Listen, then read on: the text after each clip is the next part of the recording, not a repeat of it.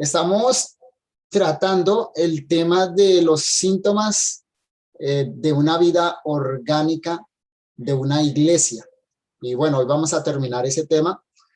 Lo tomamos durante el mes de julio, dando una pausa. Si Dios permite, la próxima semana comenzaremos una serie expositiva del libro del profeta Amós. Así que hoy pretendemos terminar ya este tema acerca de los síntomas espirituales de una iglesia, de una vida orgánica de iglesia.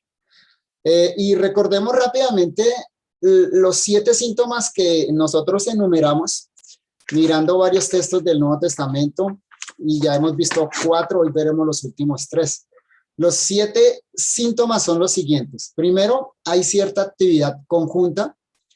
Segundo, existe un interés mutuo entre los miembros. Tercero, tal iglesia tiene una gracia orgánica en todos y que es evidente a todos. O sea, cada miembro de la iglesia participa de esa vida orgánica, pero también los no creyentes la pueden ver. En cuarto lugar, el crecimiento experimentado en este órgano viviente es común a todos los miembros y es homogéneo. No se puede quedar ninguno por detrás, todos tienen que crecer a la par. En quinto lugar, se comparten momentos de adoración comunitaria. En sexto lugar, es evidente un amor mutuo práctico en el día a día.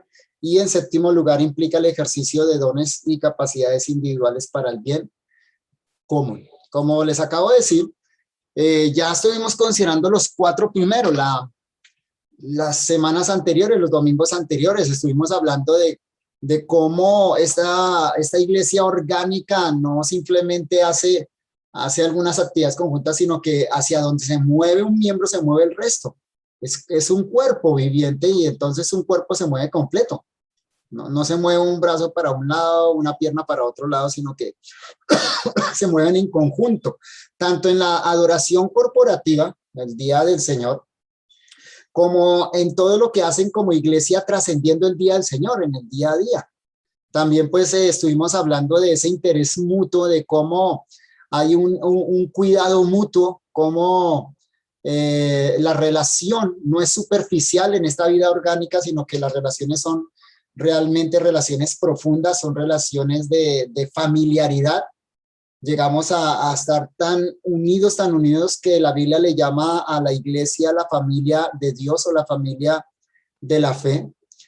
Y también consideramos que Dios imparte esa gracia a esa iglesia distribuyéndola en todos los miembros. No es que Dios le da a unos y a otros no. No, Dios reparte de una manera equitativa para que todos seamos necesarios y para que todos crezcamos en esa unidad orgánica. Y también consideramos algunos textos que nos mostraban claramente cómo ese amor que nos expresamos unos a otros se convierte en la mayor, la más clara manifestación del evangelio a aquellos que aún no han creído en nuestro Salvador. De manera que el crecimiento que se experimenta en ese cuerpo es un crecimiento homogéneo, ninguno queda por fuera, y todos los miembros se preocupan los unos por los otros para que ninguno se quede atrás de ese crecimiento. Vamos a considerar el quinto punto entonces en esta mañana. Vamos a considerar el quinto, sexto y séptimo. Comencemos con el quinto. Es decir, que en esta iglesia orgánica, en esta iglesia que tiene vida espiritual orgánica, se comparten momentos de adoración comunitaria. De esto ya habíamos hablado algo en el punto 1, mencionando que la iglesia, por supuesto, es una comunidad de adoradores y uno de los principales propósitos de Dios con la iglesia es crear un grupo de adoradores que lo adoren en espíritu y en verdad, ¿no? Lo que ahora yo quiero destacar en este punto particular es que esta iglesia no concibe la vida cristiana como algo individual. Ese es el punto que quiero destacar. Y pensando particularmente en la adoración. Repito entonces, en esta iglesia orgánica, esta iglesia que es un organismo viviente y que los unos están conectados con otros, no se concibe la vida cristiana como algo individual. Cada creyente se concibe como parte del todo. Así que no puede, ese creyente que pertenece a esta iglesia orgánica, no puede ni quiere adorar en privado. Notemos cómo afirma esto el autor de Hebreos en el capítulo 10, versículos 24 y 25. Búsquelo por favor ahí en su Biblia, yo lo voy a leer para todos. Hebreos capítulo 10, versículos 24 y 25. Repito la idea para que leamos el texto. En esta iglesia orgánica, ninguno quiere ni puede adorar en privado, como algo particular, como algo mío. No, se concibe es como parte de la iglesia y por lo tanto lo que anhela y lo que busca siempre es la adoración comunitaria de nuestro Dios. Dice Hebreos 10, 24 y 25. Y considerémonos unos a otros para estimularnos al amor y a las buenas obras, no dejando de congregarnos como algunos tienen por costumbre, sino exhortándonos y tanto más cuanto veis que aquel día se acerca. Comienza diciendo el texto, considerémonos unos a otros. Considerémonos unos a otros. Significa que cada uno tiene una conciencia del otro. Yo debo ser consciente del otro que pertenece al mismo organismo en el que yo he sido injertado.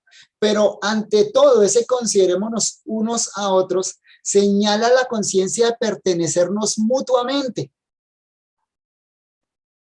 Necesitamos estar conscientes entonces de esa unidad orgánica que tenemos en la iglesia de Cristo.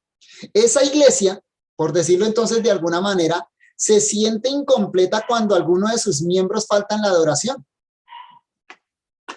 Repito, esa iglesia se siente entonces incompleta si faltó uno de los miembros en la adoración. No se queda tranquila esa iglesia.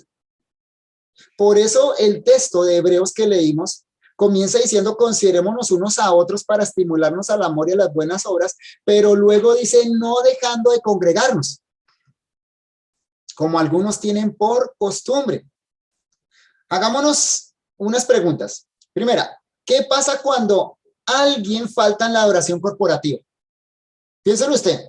¿Cómo usted asimila eso?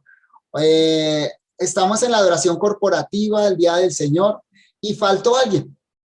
Faltó un hermano. ¿Qué pasa en la iglesia? ¿No pasa nada? No importa. Igual estuvimos adorando y adoramos a Dios la mayoría. El texto de Hebreos está haciéndonos pensar en el otro. Nos está haciendo pensar en esa adoración corporativa en la cual no puede faltar ninguno de los elementos de esa iglesia orgánica. ¿Será que si faltan algunos de nuestros hermanos en la adoración simplemente seguimos y ya? No importa, ya algún día volverán. Normalmente nosotros asumimos la iglesia de esa manera, ¿no? Como un lugar donde simplemente llega la gente, adoramos y luego nos vamos, pero no donde hay un interés de adoración mutua. Comúnmente pasa eso, hermanos. Pasa que no hay ese interés con respecto al otro. Sin embargo, eso no es a lo que nos motiva las Sagradas Escrituras, como estamos leyendo en el texto de Hebreos. Nosotros nos encontramos inmersos en una sociedad que exalta el individualismo. Una sociedad que exalta las metas personales, el aislamiento. Una sociedad que ha endiosado la privacidad. Ese es el tipo de sociedad donde estamos nosotros, de manera que no es extraño que ese tipo de pensamiento común en la sociedad haya penetrado también en la iglesia cristiana. Y eso lamentablemente es lo que vemos entonces dentro de las iglesias porque no tienen conciencia de el organismo que son. Piensan simplemente en términos de organización como he venido insistiendo, queridos hermanos, ¿no? La mayoría en el culto de una iglesia piensa en ese culto en función de lo personal o individual. ¿Sí es así o no? Piénselo usted si eso usted lo ha experimentado o usted también de pronto piensa de esa manera. O sea, voy a adorar, yo voy a adorar. Yo voy a ir a cantar, yo voy a ir a dar mi ofrenda, yo voy a ir a escuchar la palabra de Dios, pero no tengo una conciencia corporativa. No tengo una conciencia que voy a adorar con mis hermanos, voy a adorar a Dios junto con la iglesia, voy a ser edificado con mis hermanos en Cristo. De manera que la iglesia también ha endiosado lo personal o individual. Y este es un gran mal que debemos luchar por erradicar de la iglesia, de nuestra iglesia, que no esté presente. Pues el cristianismo no es una religión individual, sino una religión de un cuerpo orgánico, de un organismo viviente. Si no es así, entonces, ¿por qué Dios, cuando lo salvó, usted lo incorporó a una iglesia? Cuando usted fue salvo, fue incorporado al cuerpo universal de Cristo, pero inmediatamente el Espíritu Santo lo empujó a ser parte de una iglesia local. Uno de los síntomas de un creyente sano es que ese creyente quiere congregarse, tiene la necesidad de estar con sus hermanos en Cristo, no puede estar solo. De eso precisamente lo que nos está hablando entonces el autor de Hebreos, de esa conciencia que debemos tener del organismo, del otro, de que yo no puedo adorar a Dios solo, que no puedo adorar a Dios cuando falta uno de mis hermanos en la adoración. Hay que ver qué pasó con este querido hermano. El autor de Hebreos nos motiva a estimularnos al amor y a las buenas obras en el contexto de la congregación, como leímos anteriormente. Ahora, en los versículos que están antes de los versículos que leímos, nosotros leímos Hebreos 10, 24 y 25, en los versículos que están antes, los versículos previos, el autor de Hebreos nos habla de la libertad que tenemos ahora para acercarnos a Dios por medio de Jesucristo. Observe usted ahí en su Biblia los versículos, perdón un momento, les confirmo, versículos 19 al 23. Observe lo que dice. Y lo que quiero hacer notar es esto, es que en el contexto en el que el autor de Hebreos nos acaba de motivar a ser conscientes del otro, en la adoración comunitaria, en la congregación, en ese contexto él está hablando de la libertad que tenemos ahora para acercarnos a Dios en Cristo. Dice allá, Hebreos capítulo 10, versículo 19, así que, hermanos, teniendo libertad para entrar en el lugar santísimo por la sangre de Jesucristo, por el camino nuevo y vivo que Él nos abrió a través del velo, esto es de su carne, y teniendo un gran sacerdote sobre la casa de Dios, acerquémonos con corazón sincero, en plena certidumbre de fe, purificados los corazones de mala conciencia, y lavados los cuerpos con agua pura. Mantengamos firmes, sin fluctuar, la profesión de nuestra esperanza, porque fiel es el que prometió. ¿Nota la libertad de acceso que tenemos en la adoración a Dios? Ahora, gracias a la obra de Cristo, nosotros tenemos un acceso libre al trono de Dios como adoradores, pero el autor de Hebreos sabe cómo coloca eso, lo coloca en un contexto corporativo. Yo sé que este texto normalmente uno lo lee, es para aplicárselo individualmente, y no que esté mal. Claro que sí, eso significa que cada uno de nosotros como creyentes tenemos un acceso directo al trono de la gracia, podemos orar delante de Dios, podemos adorar delante de Dios, pero mi punto es que el autor de Hebreos hace esta afirmación cuando menciona la necesidad de considerarnos unos a otros, estimularnos unos a otros a las buenas obras y que no dejemos de congregarnos. Así que esa libertad de acceso, de adoración a Dios, es una libertad corporativa, o sea, es la libertad de adorar junto con mis hermanos, delante del trono de Dios. Jesucristo nos dio un ejemplo práctico de esto, para que no nos quedemos con ideas sueltas en la cabeza o ideas ahí que no tienen nada práctico para nuestra mente, no. Mira a lo que me estoy refiriendo. Mateo capítulo 5, versículos 21 al 26.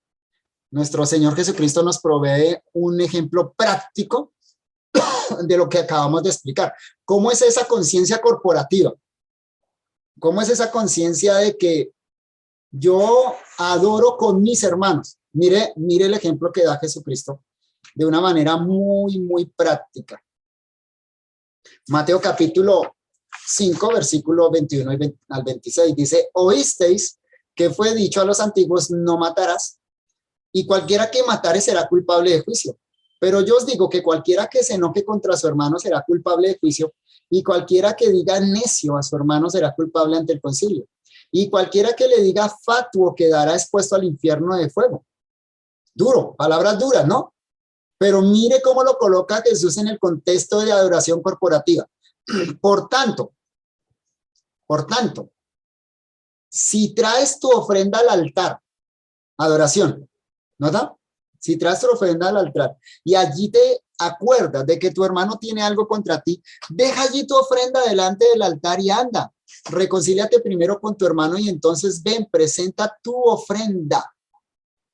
Ponte de acuerdo con tu adversario pronto, entre tanto que estás con él en el camino, no sea que el adversario te entregue al juez y el juez al alguacil y seas echado en la cárcel. De cierto te digo que no saldrás de allí hasta que pagues el último cuadrante. Lo que quiero enfatizar acá es que nuestro Señor Jesucristo dice que si tengo algo contra mi hermano, entonces debo suspender la adoración y primero ir y arreglar con mi hermano. ¿Observaron? Jesús lo coloca en el contexto de la ofrenda, que es uno de los elementos de la adoración. Pero lo que es cierto para uno de los elementos de la adoración, la ofrenda, es cierto entonces para todos los elementos de la adoración. En otras palabras, notan que Jesucristo acá está diciendo que la adoración no es algo simplemente individual. Ah, es que yo voy y doy mi ofrenda. No, no me importa cómo estoy con mi hermano, no me importa cómo está mi hermano, no me importa si faltó hoy alguien en el contexto de la adoración corporativa. No, Jesucristo está diciendo, tienes que ser consciente de tu hermano. Porque si no, entonces tu adoración no es válida. Primero arréglate con tu hermano. No vale la adoración cuando estoy mal con mi hermano, pues la adoración que Dios recibe es una adoración corporativa. A Dios le agrada habitar en medio de la adoración de su pueblo. Entonces, ¿qué es lo que busca Dios? Dios lo que está buscando es un cuerpo que lo adore. No individuos que lo adoren, sino cuerpos enteros que lo adoran a Él. No solo cantando, no solo con palabras, sino con sus actos, en una entrega mutua de amor, de cuidado, del uno para con el otro. Esto quiere decir que yo no puedo simplemente ir a la iglesia con la intención de adorar sin preocuparme nada de la situación de mis hermanos. Repito, si alguno falta, entonces la adoración está incompleta. Algunas preguntas reflexivas para pasar al siguiente punto. ¿Conozco a la mayoría de los hermanos de mi iglesia? Es una pregunta personal, hágaselo usted. ¿Usted conoce la mayoría de hermanos de su iglesia? ¿O no? O pues simplemente usted va, adora, se va y no tiene una relación con las personas. Otra pregunta, ¿sé quién faltó hoy y por qué? Yo sé lo que piensan algunos, no, eso es tarea del pastor. El pastor el que tiene que llamar y mirar quién faltó, pues para eso es el pastor. No, ya hablamos de eso, ya estuvimos hablando la semana pasada de eso, que el pastor capacita para que todos hagamos el ministerio. Claro que sí, eso es tarea mía, pero también es tarea suya, porque usted hace parte de este cuerpo. No podemos simplemente ignorar al que no vino. Debe haber un interés. Saber por qué no vino, qué pasa, está desanimado. ¿Será que no tenía plata para el bus? ¿Qué le pasó a ese hermano? ¿Por qué no pudo llegar hoy a la adoración? ¿Está enfermo?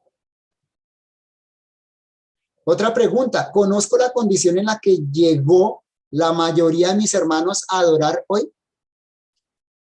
Creo que pocas veces nos preocupamos de eso, ¿no? Simplemente nos preocupamos de llegar nosotros, de llegar con el estómago lleno a adorar, llegar bien vestidos a adorar, pero no sabemos cómo llegó el hermano que está al lado. ¿Será que este hermano llegó con una necesidad? ¿Llegó con alguna carencia? ¿Algo que yo pueda hacer para suplir lo que le está faltando? Esa es la conciencia corporativa de la que Hebreos nos está hablando. Pasemos a considerar la sexta característica entonces de esa vida orgánica espiritual. ¿Cómo nosotros podemos discernir dónde hay una iglesia viva? En sexto lugar, es evidente un amor mutuo práctico en el día a día. De esto ya hemos dicho mucho. Esto ya como que suena repetitivo, pero pongámoslo explícitamente. Es evidente un amor mutuo práctico en el día a día. La exhortación del texto de Hebreos tiene un propósito definido. Hebreos 10, 24 y 25. La exhortación tiene este propósito. Tanto más, dice que nos consideremos unos a otros, no dejemos de congregarnos, dice, tanto más cuanto veis que aquel día se acerca. Es decir, el cuidado que el Señor está mandando que tengamos los unos para con los otros es en la perspectiva de la pronta venida de Jesucristo. Es bajo la perspectiva de que pronto estaremos en la vida eterna, entraremos a la patria celestial. En el contexto posterior de nuestro texto, los versículos 26 y 27, el autor de Hebreos advierte severamente contra la apostasía. La apostasía es que alguno que profesó ser creyente en algún momento rechace la fe y abandone. Mire la advertencia, versículos 26 y 27, ahí mismo en Hebreos 10. Hebreos 10, 26 y 27. Porque si pecaremos voluntariamente, después de haber recibido el conocimiento de la verdad, ya no queda más sacrificio por los pecados, sino una horrenda expectación de juicio y de hervor de fuego que ha de devorar a los adversarios. Tremenda advertencia, debería hacernos temblar. Si pecamos voluntariamente después de haber recibido el conocimiento de la verdad, ya no queda más sacrificio por los pecados. Si rechazamos el único sacrificio que Dios acepta, el de su Hijo Jesucristo, para el perdón de los pecados, entonces ya no hay manera de obtener el perdón de los pecados. Lo único que nos resta es juicio. El autor de Hebreos quiere evitar que cada uno de sus lectores caiga en ese estado de apostasía final. Había un gran riesgo en aquella época y era abandonar la fe cristiana bajo la presión de la persecución, bajo las diferentes tribulaciones que estos hermanos estaban atravesando. Pero el autor de Hebreos está interesado para que ninguno se quede atrás. Existe el peligro, es inminente ahí, es un peligro real. El peligro de abandonar, claro que sí, es un peligro real. Pero, ¿cuál es entonces el antídoto que nos propone el autor de Hebreos contra la apostasía? ¿Saben cuál es? Los versículos 32 al 36 nos lo dicen. Que no hacen otra cosa que ampliar lo que ya leímos en 24 y 25. Pero observen, Hebreos 10, 32 al 36. Este es el antídoto contra la apostasía, para que ninguno se quede en el camino, para que todos lleguen al final. Dice versículo 32, pero traed a la memoria los días pasados, en los cuales, después de haber sido iluminados, sostuvisteis gran combate de padecimientos. Por una parte, ciertamente con vituperios y tribulaciones fuisteis muchos espectáculos. Fuisteis hechos espectáculo. Y por otra, llegasteis a ser compañeros de los que estaban en una situación semejante. Escuchen esto, porque de los presos también os compadecisteis. Y el despojo de vuestros bienes sufristeis con gozo, sabiendo que tenéis en vosotros una mejor y perdurable herencia en los cielos. No perdáis, pues, vuestra confianza, que tiene grande galardón, porque os es necesaria la paciencia, para que, habiendo hecho la voluntad de Dios, obtengáis la promesa. ¿Qué los guardó? Cuando estaban débiles, cuando estaban a punto de abandonar, de retroceder, de dar la vuelta, ¿saben qué los guardó? Ese amor mutuo. Ese cuidado mutuo, poner en práctica lo que el autor había dicho allá en el versículo 24 y 25, considérense unos a otros, estimúlense unos a otros a las buenas obras, no dejen de congregarse. Es el amor práctico, que se expresaron unos a otros en medio de las tribulaciones que atravesaban. Si alguno estaba preso, allá lo visitaban.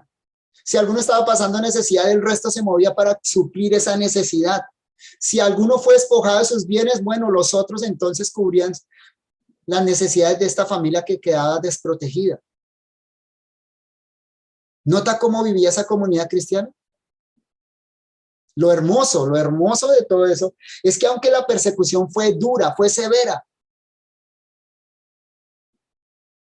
finalmente muy pocos abandonaron, porque se acogieron unos a otros, se cobijaron, se abrazaron, se mantuvieron calientes en el espíritu a través del amor cristiano práctico. Y es que, hermanos, el amor cristiano práctico es lo que sostendrá a la mayoría en medio de las grandes crisis de fe.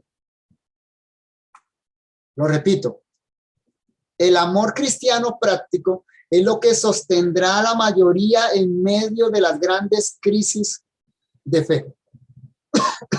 Es ese amor que nos enseña que no llegaremos solos al cielo, sino que cada uno llegará sostenido por el hombro de otro o sosteniendo a otro en su propio hombro. Así es que vamos a llegar al cielo. Yo sé que a veces la imagen que tenemos es la del peregrino, que andamos solos caminando al cielo, pero eso no es lo que Dios hizo con la iglesia. Porque es que nadie va a llegar solo al cielo. Hay tantas dificultades en el camino, en el recorrido. Hay tantas tribulaciones que ninguno va a poder solo. Necesitamos de nuestros hermanos y nuestros hermanos necesitan de nosotros para que lleguemos a la meta final. Así que definitivamente debemos cambiar esa visión individualista del cristianismo del siglo XXI. Y en último lugar, ya para cerrar, hermanos, la séptima característica de esta iglesia orgánica, viva, espiritualmente viva, es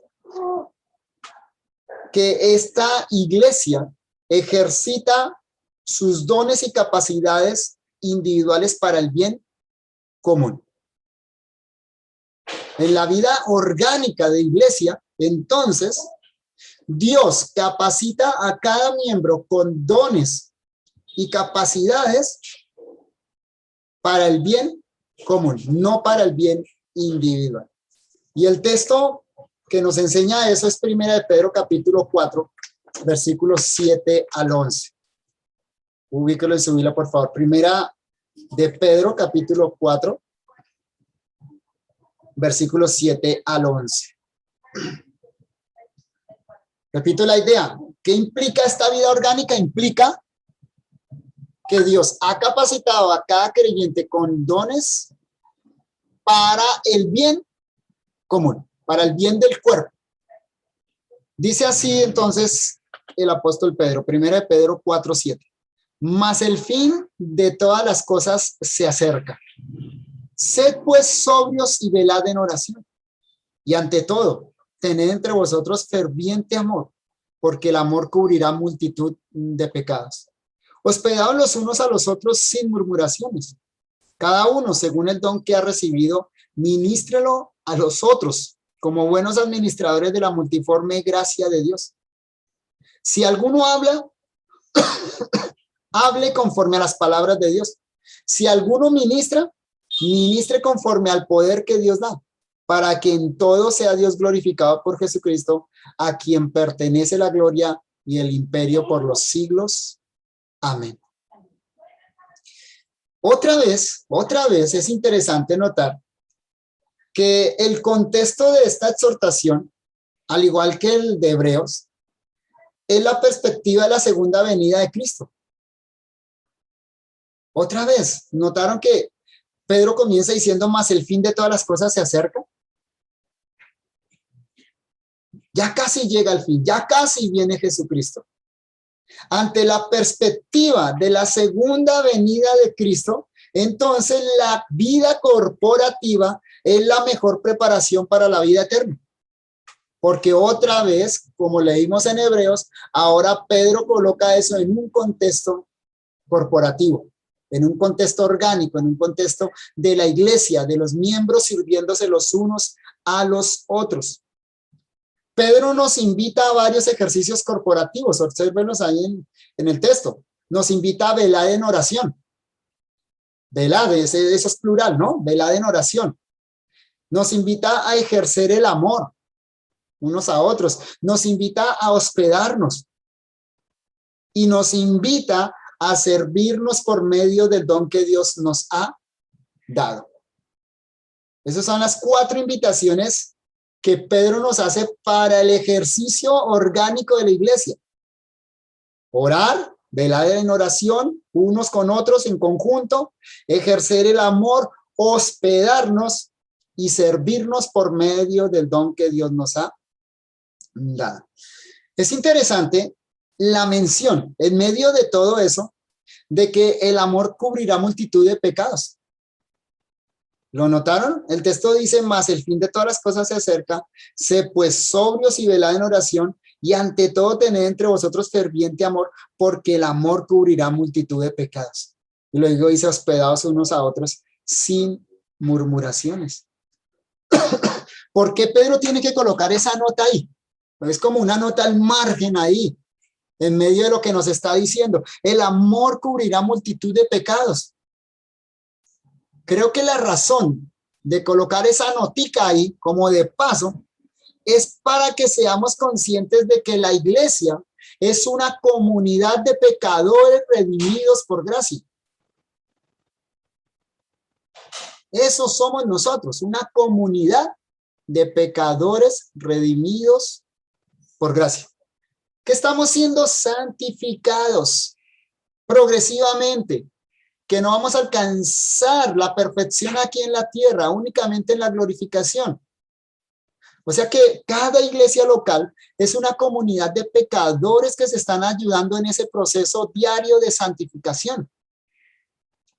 La lucha con el pecado, sí, yo sé que es una lucha personal, individual, pero no es una lucha que debamos ni podamos luchar solos. Necesitamos de nuestros hermanos para que oren por nosotros, para que nos exhorten, para que nos consuelen, para que nos animen. Así es que crecemos en la santificación. Hay una idea equivocada de la iglesia, cuando la iglesia se enfoca es en la organización y no en el organismo. Una idea equivocada es pensar que la iglesia entonces es una comunidad de santos que ya no pecan. Alguien la llama un museo de santos. Hay iglesias que parecen museos de santos, la gente es tan perfecta, tan bien comportada, parece que es gente que ya no tiene ni un mal pensamiento. Y pues si entra un pecador, obviamente se va a sentir incómodo allá y los va a hacer sentir incómodos a ellos. Eso es equivocado, hermanos, y usted lo sabe como yo, que nosotros en este cuerpo seguimos siendo pecadores. ¿Qué es la iglesia? Realmente la iglesia es un hospital de pecadores. ¿A quién invita a Cristo a su iglesia? ¿A quién incorpora a Cristo a su iglesia? A pecadores salvos por gracia. ¿Para qué? Para santificarlos, por supuesto. No para dejarlos en sus pecados. Estos santos pecadores entonces no se conforman al pecado, sino que se ayudan mutuamente en la lucha diaria para que en todo sea Dios glorificado por medio de Jesucristo. Y mire entonces la tarea tan importante que tenemos cada uno con relación al otro. Ayudarnos en la lucha con el pecado. Pero como normalmente no somos conscientes de la necesidad del otro, no somos conscientes del organismo al que pertenecemos, pues cada uno lucha con su pecado, en silencio, ¿no? Y pues si uno confiesa un pecado, el temor es a que más bien utilicen eso en mi contra, lo utilicen para mi mal. Y es que esa es nuestra tendencia natural, ¿no? Quizá por eso Pedro dice en ese mismo contexto, hospedados los unos a los otros sin murmuraciones. ¿Observaron? O sea, en la medida que nos hospedamos, nos conocemos como somos. Y entonces vamos a conocer los pecados del hermano tal, los pecados del otro hermano. ¿Qué vamos a hacer con ese conocimiento que tenemos del pecado del otro? O el conocimiento que el otro tiene ahora de mi pecado. ¿Qué vamos a hacer con eso? ¿Murmurar? ¿Hablar del pecado del otro para hacerme ver a mí más santo que el otro? No, Pedro dice, sin murmuraciones. Es decir, ¿cuál es nuestro deber cuando conocemos el pecado de algún hermano? ¿Qué hacemos cuando alguien conoce un pecado de nosotros? ¿Lo negamos? ¿Nos defendemos a capa y espada? ¿Tratamos de salvaguardar nuestra honra y dignidad y no la de Cristo? La invitación de Pedro es a que nos edifiquemos mutuamente por medio de los dones que hemos recibido de la gracia de Dios. En otras palabras, los dones que Dios nos ha dado no son para nuestra edificación particular, sino para la edificación del cuerpo de Cristo. Es para capacitarnos mutuamente en la lucha con el pecado. Es para eso. Y el apóstol da dos ejemplos de dones. Cuando habla de cada uno ministre con el don que Dios le ha dado, bueno, Pedro está suponiendo algo, que cada creyente tiene mínimo un don que Dios le ha dado para la edificación del cuerpo de Cristo. Y nos da dos ejemplos de dones. El primero es el don de la enseñanza y el segundo es el don del servicio. Dice el apóstol, cada uno según el don que ha recibido, ministrelo a los otros, como buenos administradores de la multiforme gracia de Dios. Si alguno habla, ese es el don de la enseñanza, si alguno habla, hable conforme a las palabras de Dios. Y luego dice, si alguno ministra, ese es el don de servicio, ministre conforme al poder que Dios da. Mire, en los dos casos, ¿sabe qué resalta Pedro? Que los dones deben ejercitarse según Dios, no según nuestro parecer. ¿Tienes el don de enseñanza? Habla conforme a las palabras de Dios. Según Dios, no según tu parecer. No utilices el don como a ti te parece, para los fines que tú tengas en tu mente. Si alguno ministra, ministre conforme al poder que Dios da. ¿Notan? Ejerce el don de servicio conforme a Dios, según Dios, no como te parezca a ti, no para tu bien. Ese es el punto con relación a los dones espirituales, queridos hermanos. Nunca debemos utilizar un don espiritual para destruir. Y digo nunca debemos porque lamentablemente a veces usamos los dones para destruir.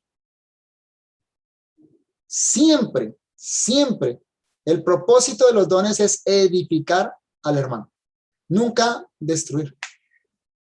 Por ejemplo, ¿alguien puede usar el don de la enseñanza para destruir? Claro que sí. Para predicarle a alguien en particular exponiéndolo públicamente, con lo cual destruiría al hermano y estaría usando más su don. Desde el púlpito mencionar el pecado de un hermano y hablar de ese hermano y exhortarlo públicamente desde el púlpito. Eso no es el uso correcto de un don que Dios ha dado, porque ahí está es destruyendo en lugar de edificando. Y cada don que existe de los que Dios ha dado a la iglesia puede ser usado de una manera equivocada o para nuestro propio bien o para la destrucción del hermano. Siempre debemos pensar en que ese don que Dios me ha dado es para la edificación del cuerpo de Cristo, para la edificación de mi hermano. Pedro dice que la gracia de Dios es multiforme, para que seamos, dice, administradores de la multiforme gracia de Dios. Lo cual quiere decir que esa gracia de Dios no se puede agotar y que tiene variadas presentaciones. Una iglesia solo va a ser completa y va a crecer como un cuerpo orgánico cuando cada uno pone al servicio de los demás el don recibido. Por eso es multiforme gracia, ¿notan? No es una gracia uniforme, es una gracia multiforme. ¿Por qué lo hace Dios así? Lo hace así para que necesitemos de los otros. No es que entonces Dios al pastor le da todos los dones y al resto no le da nada. No, al pastor le da el don de enseñanza y el don de administración, pero él necesita los otros dones. Cada don es necesario dentro de la iglesia para que ese cuerpo entonces pueda crecer de manera homogénea. Así se hace manifiesta la multicolor y multivariada gracia de Dios. Por lo tanto, nunca debemos pretender que todos y cada uno de los creyentes ejerzan el mismo don, ni que ejerzan el don de la misma manera. Si insistimos en eso, estaríamos perdiendo la riqueza maravillosa de la gracia de Dios. Dios reparte sus dones como quiere y cada uno lo ejerce de acuerdo a su personalidad, pero debe ejercerlo de la manera como Dios estableció. Y eso, mis hermanos, eso le da una riqueza increíble a una iglesia. No es una iglesia de un hombre o dos hombres que depende de lo que hagan unos pocos. Es una iglesia que está fortalecida porque cada uno ejerce su don. Cada uno trabaja en el bien común del cuerpo. Se preocupa por los otros. Y de esa manera esta iglesia es una iglesia viva. Esta iglesia es un organismo viviente que tiene vida en sí mismo, que cada elemento que está ahí dentro está vivo creciendo, pero entonces puede impartir vida a otros a través de la predicación del evangelio. Que Dios nos ayude a meditar en estas verdades, hermanos, pero sobre todo a ponerlas en práctica. Son verdades para meditar en ellas y estar esforzándonos como iglesia para que nosotros en realidad seamos una iglesia viva, espiritualmente viva, no que parezcamos vivos, sino que somos una iglesia viva.